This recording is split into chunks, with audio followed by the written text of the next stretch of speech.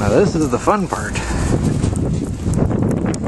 Really starting to pile up fast.